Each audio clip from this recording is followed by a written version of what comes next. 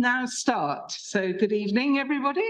And it's with great pleasure that we have Dr. Philip Jagessar here with us tonight.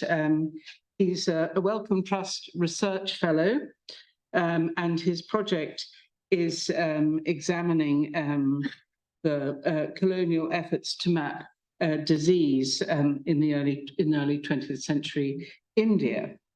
Philip completed his PhD in Nottingham, focusing on the linguistic survey of India and the mapping of languages and its legacy.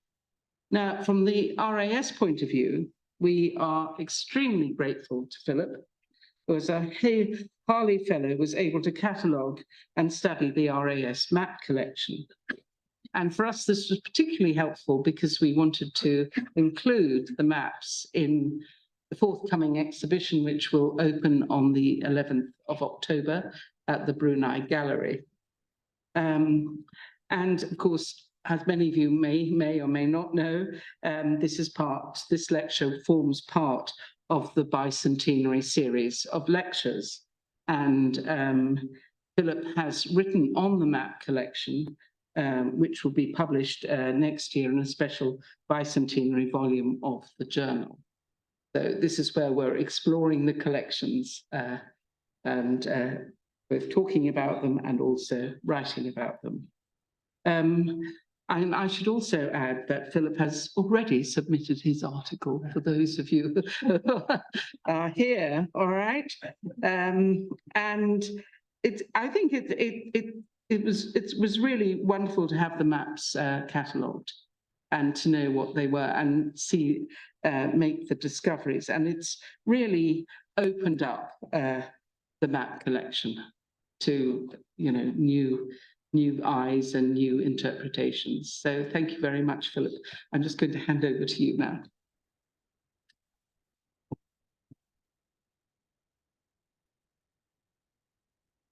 Thank you, Alison, for a very kind introduction. And yeah, I was very pleased that you did invite me for one of these lectures.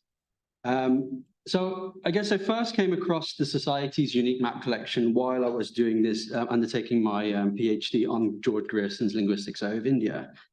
And although not really part of my PhD project, it is somewhat of an unavoidable habit for a historian of maps to seize upon any opportunity to look at some maps, whether old or new. And so I remember asking Nancy, the archivist, for a copy of the most recent catalogue they had, so I could request a few maps of India. And two things struck me when I went through the list for the first time. Firstly, the collection was rather messily organized in ways that we don't normally expect a map collection to be catalogued. For example, found between a 1913 map of Siberia and an 1893 map of southwestern Arabia, already a rather strange geographical order, were 3 maps of British Columbia from the 1920s.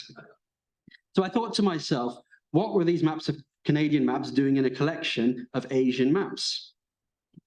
And Nancy did inform me at the time that the map collection had never really been properly catalogued, so that perhaps explained why it was largely unorganized up to this point. However, as I delved into the collection further, it became quite apparent that this was a unique and highly eclectic collection of maps, which represented the diverse interests and pursuits of the Society's membership. And to me, it also reflected an internationalizing society, one that was participating in a much wider network of research across Asia, Europe, and North America. And in such context, finding maps of Canada in an Asiatic collection would not be so unusual. So as Alison mentioned, what I'm presenting on this evening is the outcome of a Harley Fellowship, which allowed me to investigate the Society's map collection in greater detail in the summer of 2021.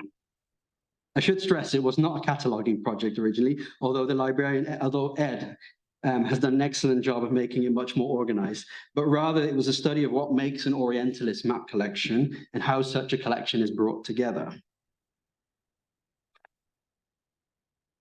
So in trying to figure out the significance of maps to the Society and its members over the course of 200 years, I went back to the inaugural meeting in 1823 to see what possible role maps or mapping played in those first conversations. And it was very interesting to see then that one of the founders, Henry Thomas Colebrook, traced a figurative map from India and China to Southeast Asia and the Middle East in his address to the others at the meeting. And from that description, he presented a geographical vision for a society that would advance knowledge of Asia and improve, I quote, knowledge in Asia by diffusion of European science. A vision that required knowledge of Asia's geography itself. What maps showed, or could be made to show, served an obvious function for a society with an Asian and fundamentally international outlook. It should also be noted here that while sort of links between Oriental research, cartography, and empire can sometimes be overstated, it's clear that the maps in the collection align with broader geographical trends in British imperialism, as I'll show later. That said, perhaps I would argue that the collection and its history tells us far more about how the society saw its own position in the world change, rather than how the world around the society has changed over 200 years. So just to give you a brief outline of what the talk will cover, I'll begin by outlining the structure of the collection, and then based on work I did with the donation and other records, I'll give an overview of where the maps came from and how the collection has evolved over 2 centuries. This will be followed by a discussion of how maps are featured in the life and work of the society, including the society's small but significant role in making maps. I'll then follow by discussing 5 interesting maps in the collection, highlight specific stories behind their making, use, or dissemination. And then the talk concludes with some thoughts, which I'm hoping to sort of further develop on what really constitutes a map collection. So the Society's map collection totals around 800 maps, or more specifically, you would say 800 sheets, and around 30 atlases. This is a relatively small collection in comparison to other societies, notably the Royal Geographical Society, but perhaps more comparable to the younger Central Asian Society, or as it's now known, the Royal Society for Asian Affairs. While its size and composition has fluctuated over time, the Royal Asiatic Society never had a large collection of maps at any point in its history. But the range and variety of maps assembled by the Society is what makes it a significant collection, and it reflects, as I mentioned before, the diverse backgrounds and intellectual interests of its membership.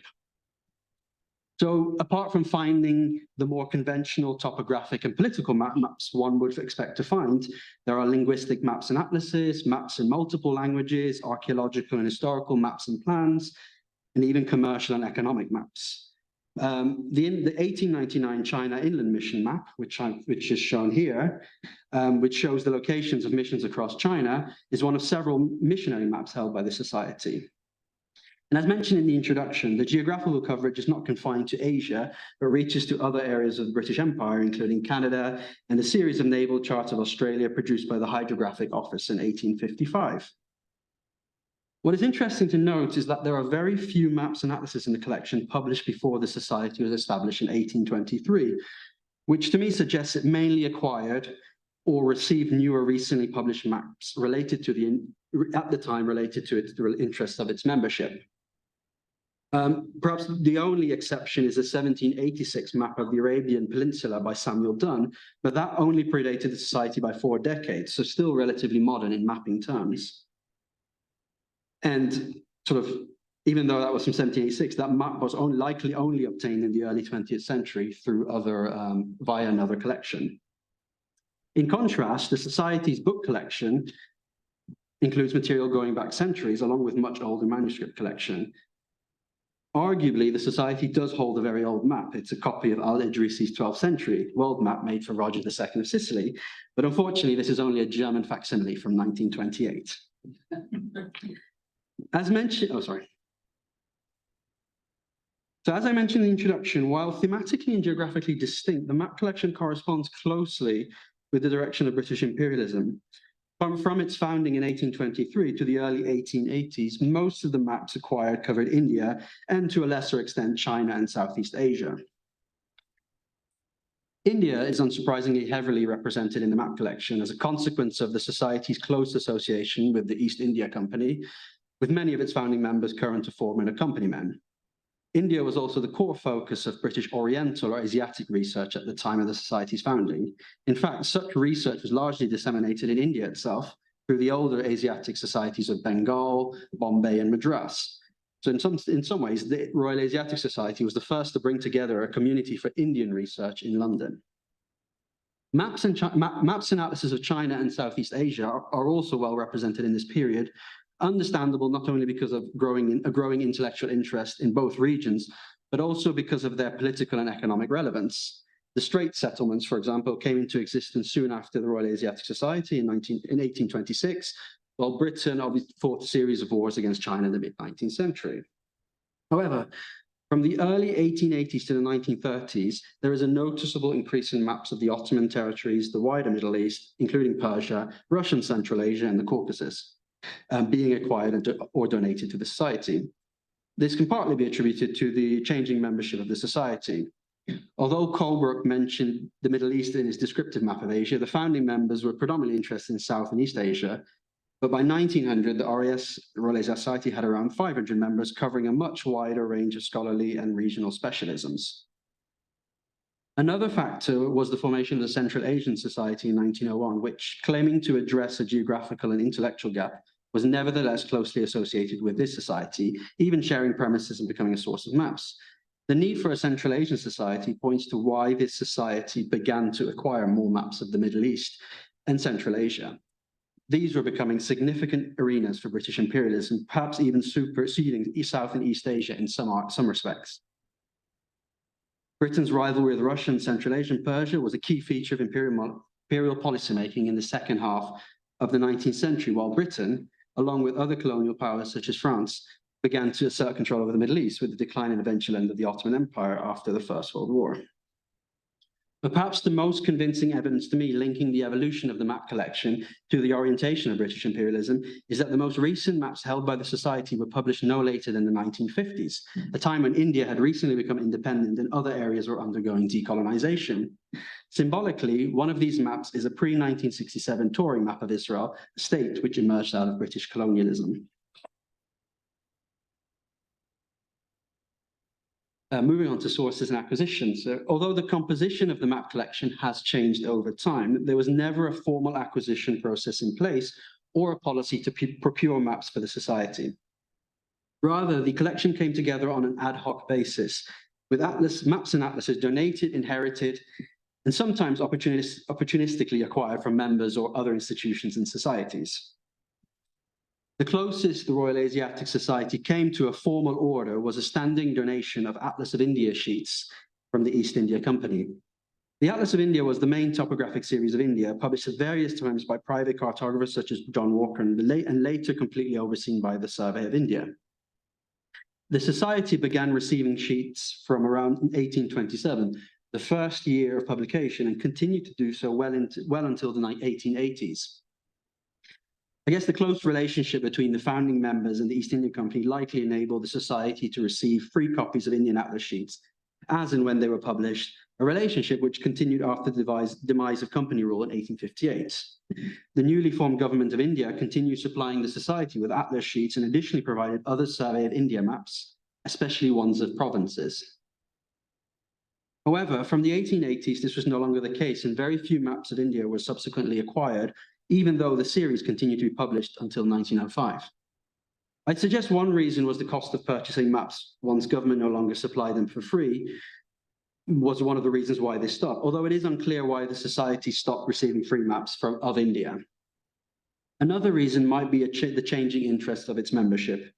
Nevertheless, the Atlas of India sheets remained the largest set of maps held by the Royal Asiatic Society, perhaps a legacy of the Society's relationship with the colonial establishment in India. Another important source for maps were members, either through donations and bequests, or simply deposited in the library for other members to use.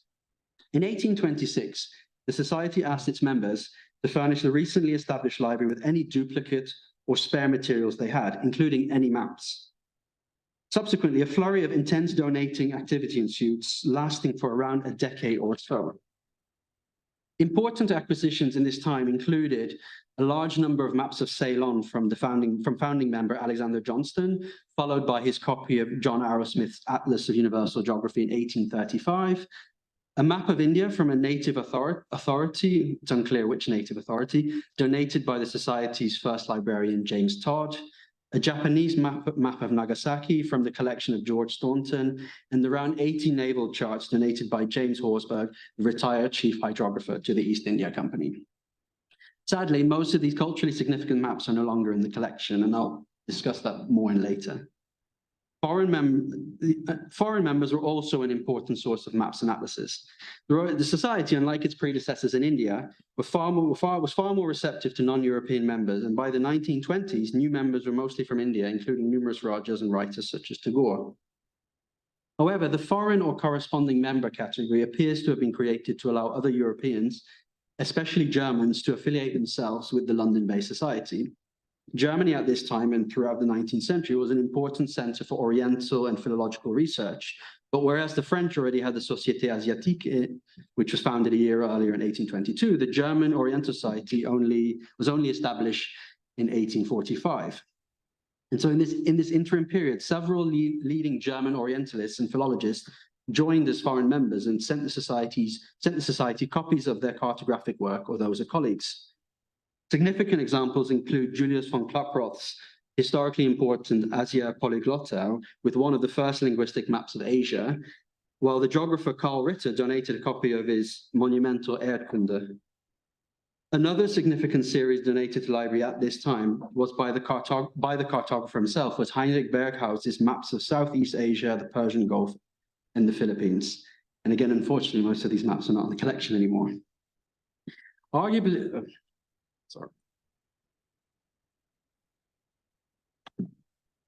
but arguably the most important source of maps for the society were the other Asiatic ones, or established learned societies such as the RGS and even the Royal Society. The Royal Asiatic Society was directly or indirectly involved in the creation of a number of similar societies, including the Ceylon and Hong Kong branches in 1845, followed by the loosely affiliated Asiatic Society of Japan in 1872, the Straits Settlements branch in 1877, and the Korea branch in 1900. These societies appear to have formed an informal network for sharing and circulating maps with each other, perhaps as part of a broader knowledge exchange system. For example, a duplicate series of the Atlas of India sheets were originally part of the Royal Society's map collection.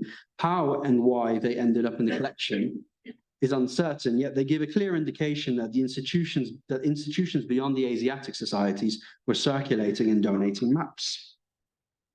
The Society also amassed a large quantity of maps made by and published by the Royal Geographical Society, and also inherited a number of maps which were originally part of the Central Asian Society's collection, which can be spotted because many retain their original library stamps.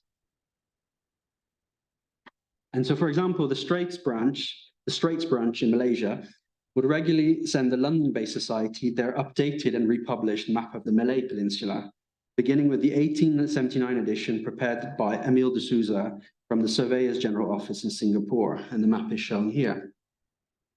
The Malaysian branch played a significant role in funding the survey and mapping of the Malay Peninsula. And for much of this period, their maps were among the best and most detailed non-military maps of the peninsula one could acquire.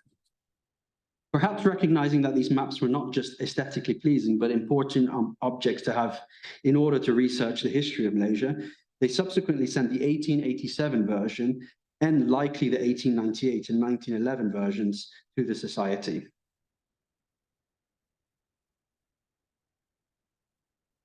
Affiliated scholars or even members of other societies will themselves share their own maps with the Society, perhaps to market their own work and expertise. For example, the classicist John Hogg donated a copy of this 1849 map of the Sinai Peninsula, which he had originally made for the Royal Society of Literature. This map was probably intended to illustrate one of his many works in biblical history, a subject he had become a specialist in. This case also exemplifies the culture of circulation among the societies, which often happened through figures such as Hogg, who moved between different societies. Hogg, for example, was at one point a fellow of the Royal Society, the Royal Society of Literature, the Royal Geographical Society, the Linnaean Society, and a number of other societies, although, as far as I can tell, not this society.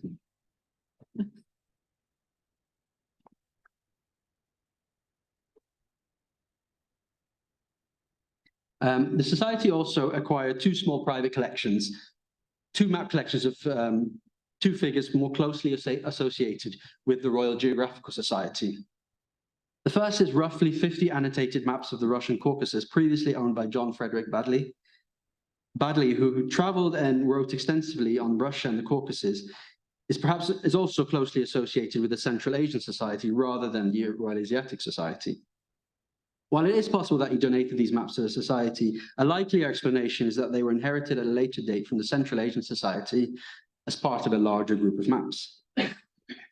Baddeley's maps are interesting because they show signs of extensive use, and most of the Russian maps in his collection were translated by Baddeley himself, which makes it understandably of interest to a society associated with philological and linguistic research. These maps were perhaps used in his travels across the Caucasus while serving as a journalist of the London Standard, and certainly helped with his 1908 account of Russia's conquest of the region, as some of the maps in the collection are historically dated to that period, so around the late 18th and early 19th century. The second collection is a set of maps of the Middle East formerly owned or connected to Douglas Carruthers. Like Baddeley, Carruthers is better known for his association with the RGS and his travels and work drawing and making maps of the Middle East. These maps may have been used to compile new maps of the Arabian Peninsula during the First World War, at a time when he worked for at the War Office in their map division. Some of the maps acquired were formerly part of the RGS map room and may have ended up at the Society for the same reason as Baddeley's maps did. Many are annotated with transliterated Arabic place names and geographical features, matters again which this society took a special interest in.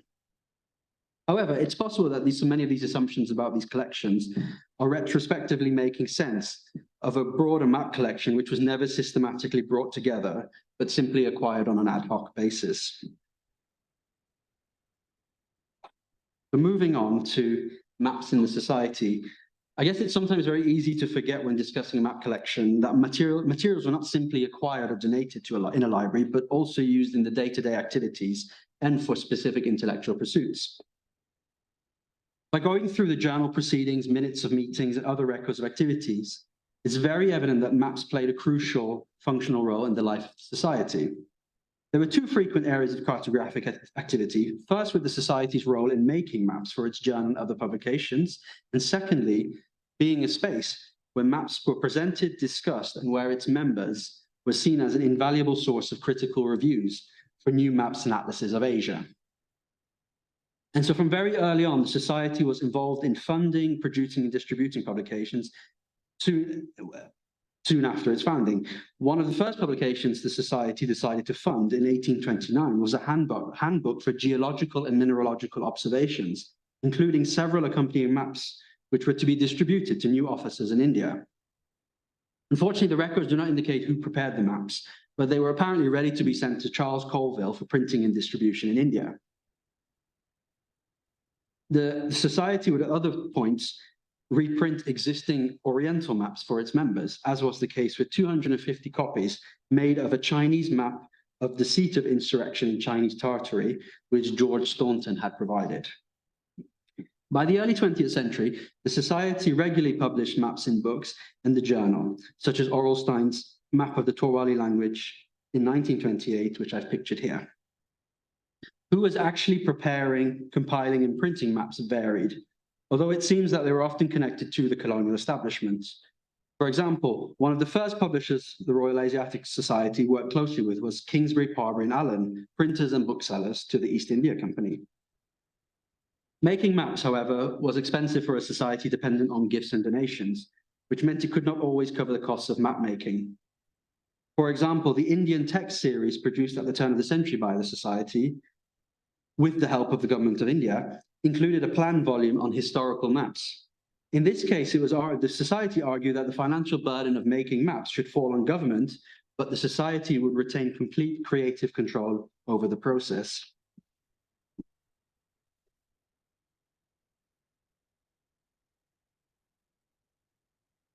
Maps were also presented and disseminated in Society meetings and lectures. In 1877, Edward Lyle Brandreth presented a draft language map of South Asia made with Robert Needham Cust, which would eventually be published and inserted into Cust's survey of Asia's languages. The map, along with the companion map of East Asia, were converted into wall maps and hung up in the meeting room for members to look at, discuss, and provide any comments which might improve the map. Unfortunately, we don't have any record of what the response in the room was, but one wonders whether they would have been picked up, what they would have picked up on what Indian scholars had pointed out to Cust at the same time, which was that his language borders on the map were rather outdated and or at times completely incorrect. Both maps survive to this day as wall maps in the collection, although they no longer hang in the meeting room and aren't in a state to be hung up anymore. The significance of that meeting cannot be overstated, however. Robert Needham's Cust's book and maps were an important moment in the study of India's languages, setting in motion the government of India's eventual support for a linguistic survey of India. But this occasion also illustrates a role which is rarely emphasized by others, and that is that the Society was considered an important place to have new maps and atlases of Asia reviewed. The same publishers, Kingsbury, Parber, and Allen, invited members of the Society to examine and review a new map of India they had produced in 1825. Again, we have no record of their opinion, but the Society continued to receive maps for review. It seems maps makers particularly value the linguistic expertise of the Society's membership. For example, the China Inland Mission map, which I showed earlier, was reviewed by a member of the Society who spotted issues with the transcription of Chinese names. And perhaps my favorite example of the Society internalizing its role as a judge of good cartographic work is the reason put forward for choosing the essay for Merchant Tailors over Harrow in the public school medal competition of 1906. The Society's reviewer bluntly stated that the Harrow student's essay was not as good simply because his map is poor in comparison to the other.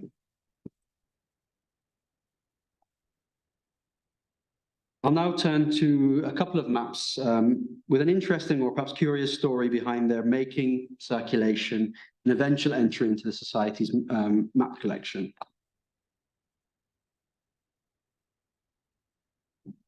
Okay, to begin with, this is a really fascinating example of a map sent to the Society for review. It is an 1889 Hindi school map of India. 2 sheets of 4 are shown here. The map was compiled and published by Devendranath Dar in Calcutta, who I found very little on, apart from that he sent this map to the Society. What makes this map particularly interesting is that by his own admission, Dar was a self-taught map maker who explains to the Society that he saw a gap in the Indian market for more informative school maps in Indian languages, which incorporated the latest statistical data about regional population and density. Impressively, without any previous experience, he managed to compile, lithograph, a process which required specialized equipment, and publish the map all by himself. He subsequently sent this copy to be appraised by the members of the Society, asking for, and I quote, "any kind suggestion or friendly criticism for the improvement of my map." Dar even provided specific instructions for stitching together the 4 sheets, which made up the map, and how to prepare it for display. Evidently, his instructions were not followed, since the map sheet remains separate as shown here, and whether the Society provided any useful feedback is unclear, except for a note thanking the maker. However, Dar had a greater cartographic project in mind when he sent this map to the Society, one that speaks to a larger context in India at the time. He had hoped a positive review from the Society would create the conditions for publishing a much wider range of school maps in different Indian languages, including Bengali, Urdu, and Oriya, something which was already happening in India through the development of a vernacular cartographic culture.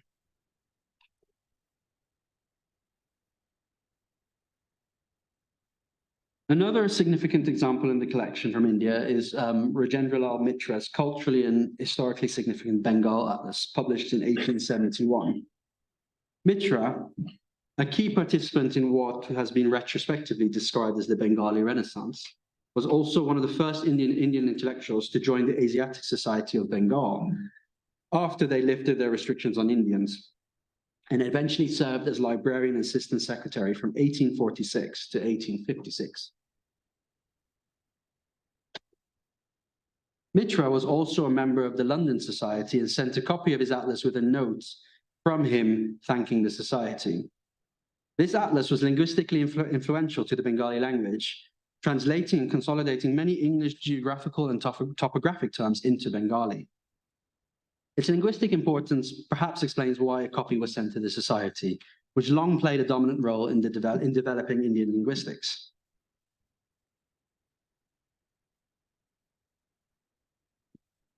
Another and perhaps its greatest strength of the society's collection are archaeological maps.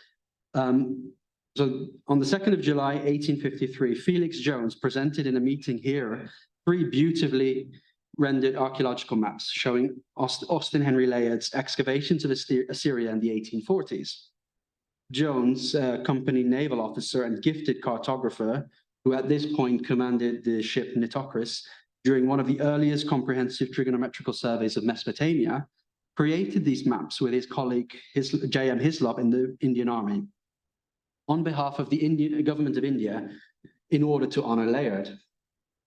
The maps, I've only shown one here, but there were 3 maps created at different scales entitled Vestiges of Assyria, were originally presented in manuscript form at the Society, showing the excavated sites of Nineveh and Nimrud.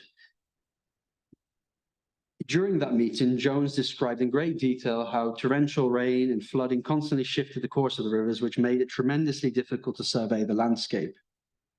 And he also deliberately pointed out that he made the maps with very little modern detail in order to convey a sense of how the landscape might have looked in Assyrian times rather than how it looked at the time. And so in one sense, these are forms of speculative mapping. Eventually, it was the Society which supported the publication of the map by John Walker in 1855, 2 years after he presented it.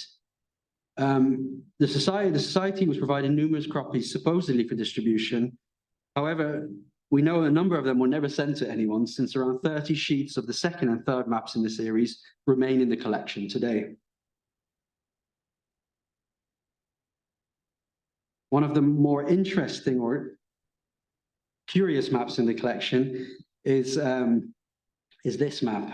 The story behind this manuscript map, showing the route of Ernest Floyer and his seeming rediscovery of the lost Ptolemaic emerald mines of the northern Etbai in Egypt, reads like a Victorian adventure novel.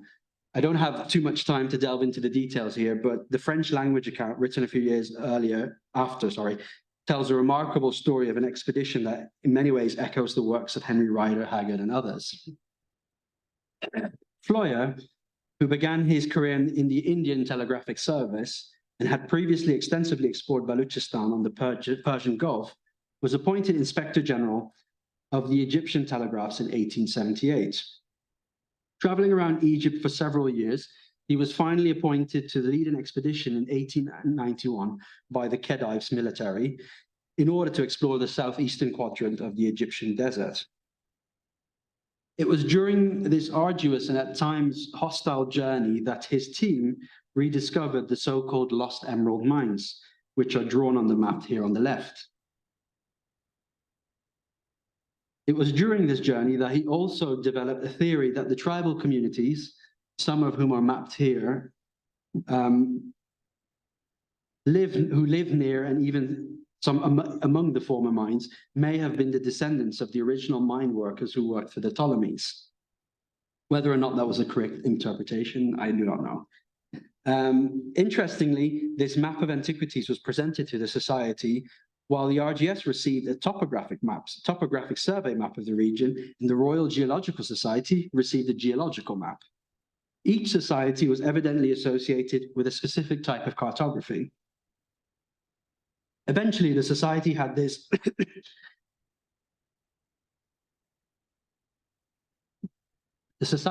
manuscript map reduced to fit the journal, but unlike Felix Jones's map, they never had this one lithographed and printed, the reasons for which are never fully explained. The RGS, on the other hand, did print their copy of Floyer's topographic map, and which can be found in their collection. Floyer also concluded from his experience of exploring and mapping the region that, and I quote, "As a piece of geography, this country must be done over again." suggesting even his own maps were perhaps not as accurate as the Khedive might have hoped.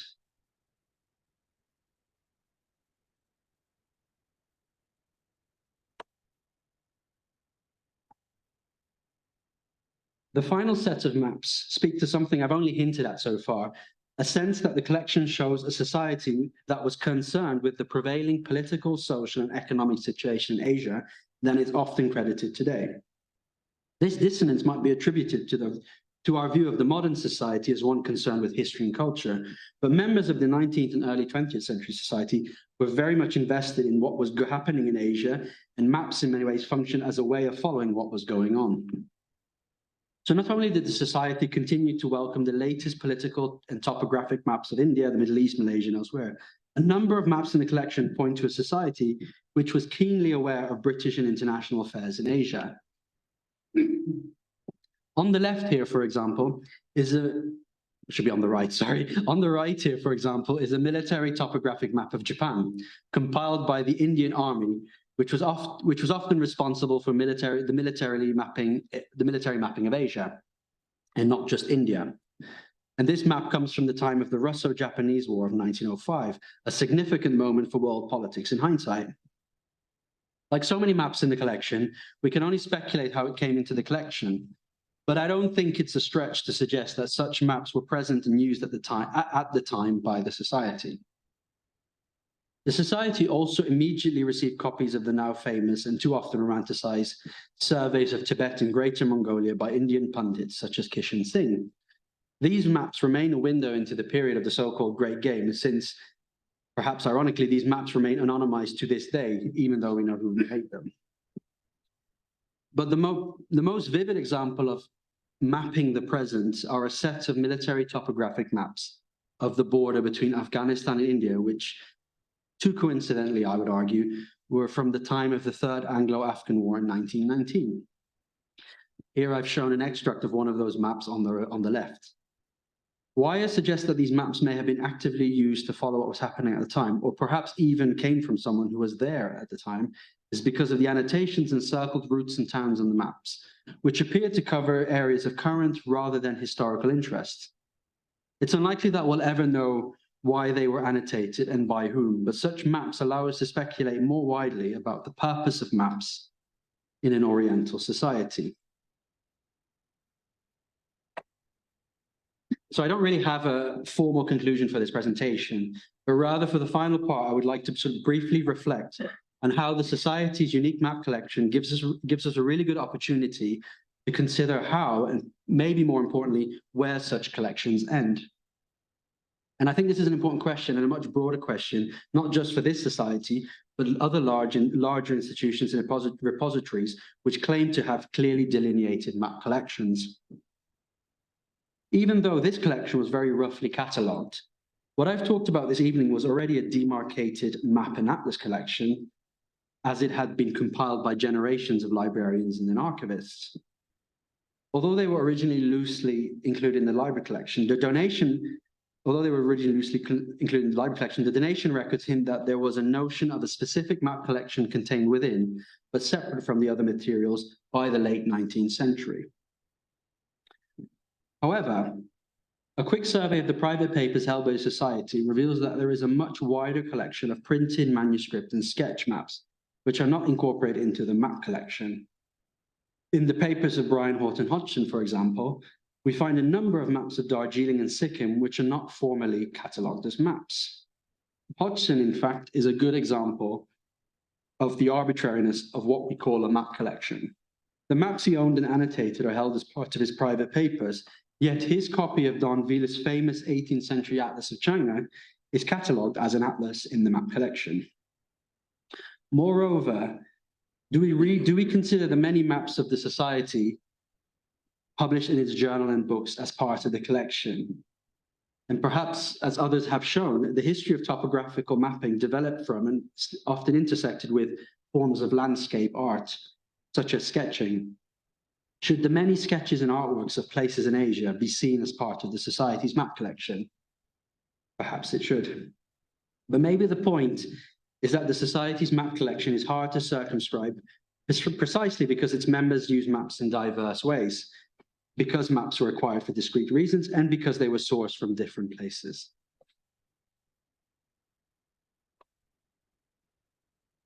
Of course, map collections invariably change over time. Many of the maps mentioned in donation records, some of the ones I mentioned earlier, are no longer part of the collection. And for example, the Johnston's maps of Ceylon, which with hindsight looks like a very impressive collection, are no longer here. This is understandable considering the society has changed premises, sold parts of its collection to fund other acquisitions it pursued, or simply donated them to make space for other items in its collections. Like its own acquisition history, I'm quite certain that those maps were transferred to other societies or institutional libraries. Hopefully someone else might find Staunton's map of Nagasaki or Todd's native Indian map elsewhere. However, as I mentioned before, the collection abruptly ends with maps published in the 1950s. I made the case that this reflects the changing orientation and decline of British imperialism in Asia. But the idea of an end is not entirely true. The maps inherited from the former Central Asian Society were acquired much later, but by then they were historical rather than ones published at the time. So in one way, the society has continued to collect historical maps. And there are, of course, much broader factors which end institutional map collecting. Specialization of repositories and the limits on storage space constrains what many societies can acquire and hold. I'm glad to say that one of the outcomes of the map project was obtaining a map cabinet to store the maps flat in the reading room. But perhaps a much larger factor, and this is something that affects collections across universities, libraries, elsewhere, is the digitalization of mapping, which has in many ways made paper maps redundant for many.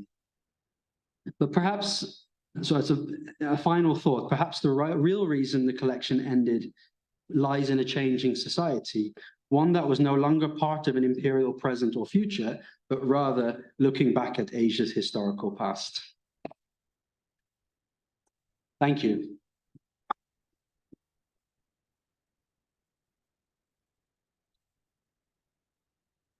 Very much, Philip, for that very deep excavation of our map collection, and actually made a point which occurred to me of all the manuscript maps, which I think is something we I certainly haven't really thought about in any depth. So thank you very much for that.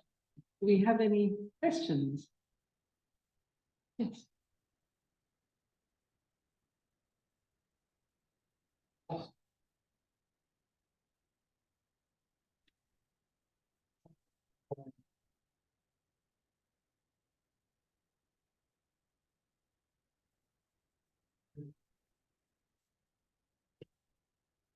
Well, I don't have the specific cost, but color maps were always traditionally more expensive than.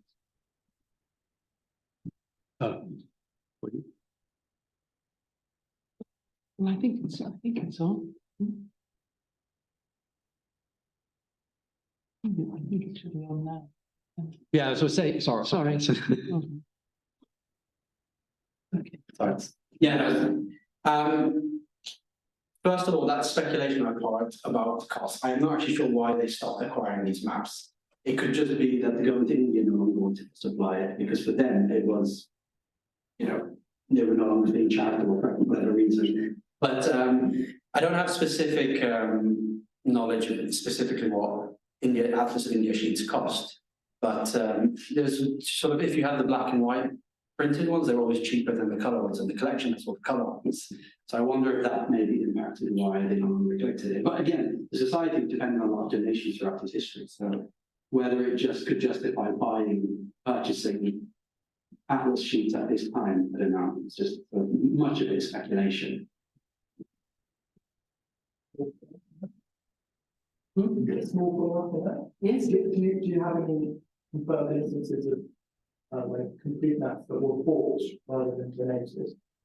Not by the society, Okay. but definitely, obviously, by members who then deposited it in the society. The donation records aren't really a sort of record of purchases. I don't think they have that, but so it's very much donations. Yeah. So societies normally acquire things by donation, purchases quite rare.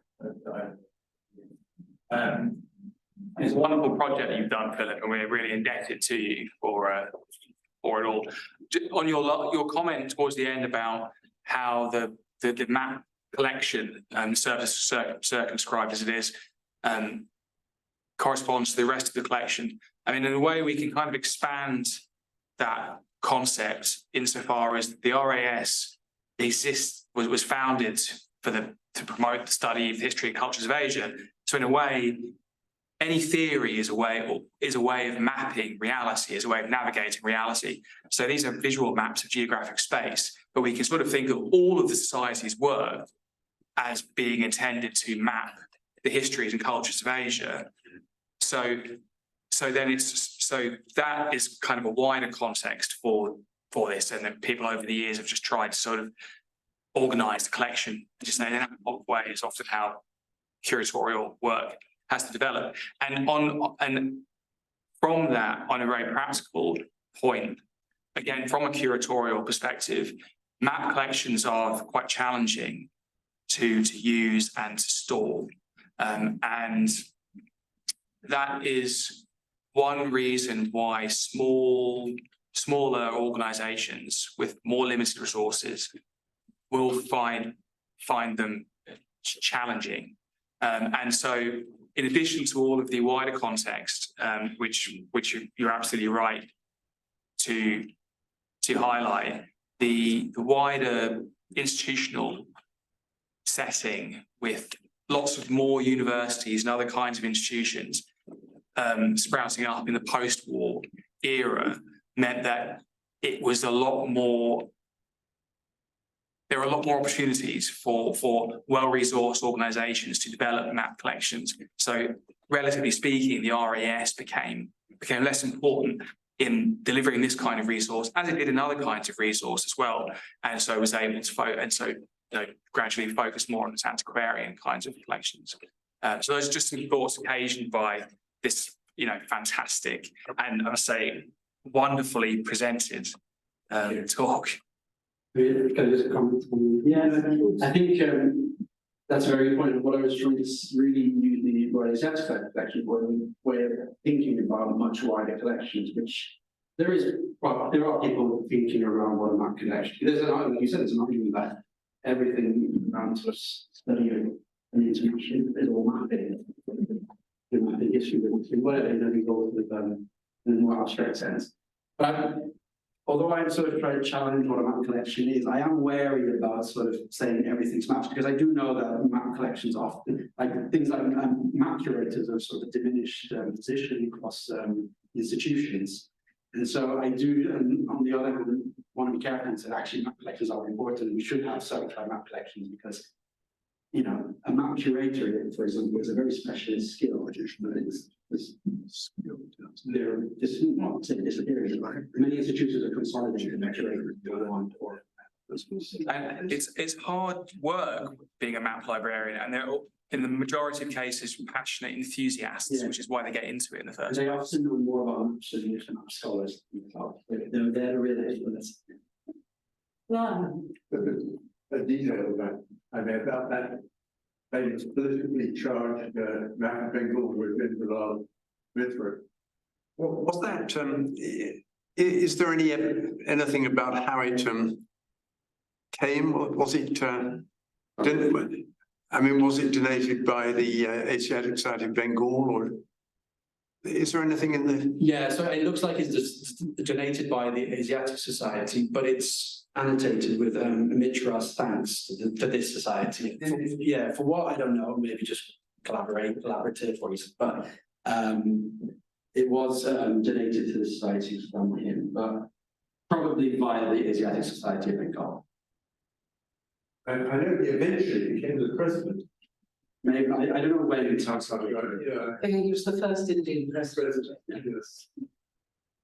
But I mean, he was somebody who raised people's blood pressure in this country. I just wondered, if the donation of the map, just how loaded it was, really. And I didn't go into sort of like real details about the sort of correspondence between the Bengal Society here, but It's quite a significant atlas in sort of broader.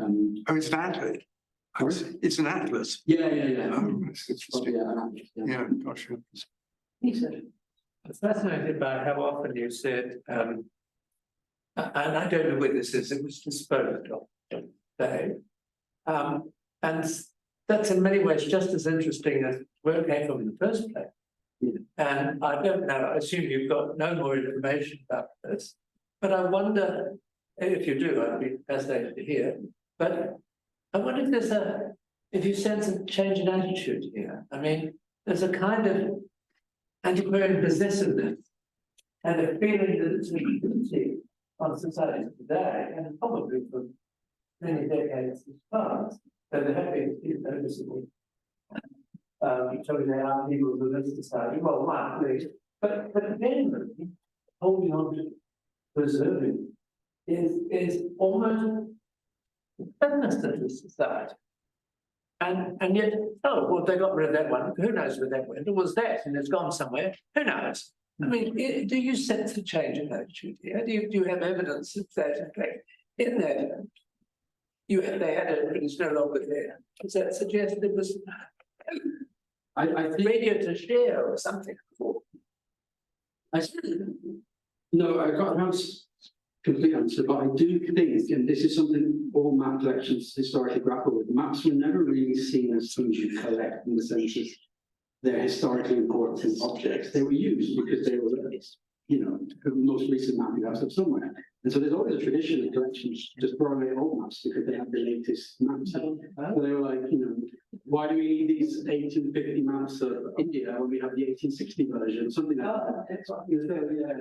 And that's what we do. Oh, yeah, exactly. Ordnance survey maps, you want to get a new one. Or now with digital mapping, you just get everyone paper maps. But so yeah, that's always been that sort of idea of collecting maps, I guess. I mean, it emerges early on. A lot of people have written about it, but maps have always suffered from the fact that they're seen as these scientific objects that constantly get updated. So why don't we just get the latest and get rid of it? I mean, it's happening currently now. You go to certain places and certain universities might have 10 copies of a map, different, but they might get rid of the early ones to retain the more recent ones. That's quite a side effect of being a map. Nancy. Might challenge me with map collections and personal papers, because I have to say that all the more recent collections that have been donated to us, I've always catalogued the maps within the personal papers. Would you challenge me to take them out and add them to the map? No, because I can understand why keeping the private papers as an archivist makes more sense, because people come to research figures, people they try and follow up. That's how a lot of the historical research, in particular, figures. So I'm not here trying to sort of suggest that, I'm interested in. I hadn't thought about really. But I think there is a way of thinking about how you catalogue. Why can't you cross catalogue? I don't know. You link the map collection to the private papers where there are maps. So the maps might be there, but then if a reader, they might not be as common. But a researcher interested more broadly in mapping. Maybe let's say I was looking at Hodgson in Sikkim, they might go there, but they could also look at some of the Indian maps in the main collection. So those are perhaps practical solutions, but I realistically, and even as someone who does a lot of archival research, it's nice to have the maps with the private papers rather than having to but there's a sort of bigger question about what is a map collection?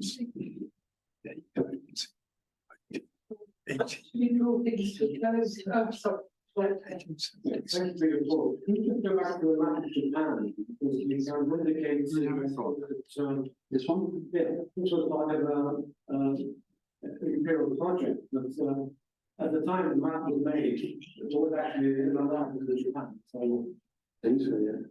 No, this was what I'm saying here. I'm not making a claim about a sort of political project. I'm just saying the society had a map of Japan, a military map of Japan, at this time in this greater context of what was going on in between Japan and Russia. And so I guess I'm speculating because we have this collection, but we don't have enough sort of the meaty details about why they are there. I just sort of speculated that you have these maps of the time of these important events.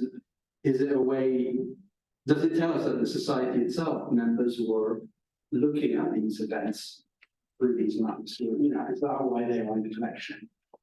I don't have a sort of specific knowledge about this particular map in Japan, but it is a survey of India. It's you have the military here with the map, but also the survey of India is about Asia, and actually probably was the better cartographic agency for Asia. And so this map came via the Indian service rather than the British service. Well, we will things, we'll go to any more questions. So, and I'm sure you will have been inundated with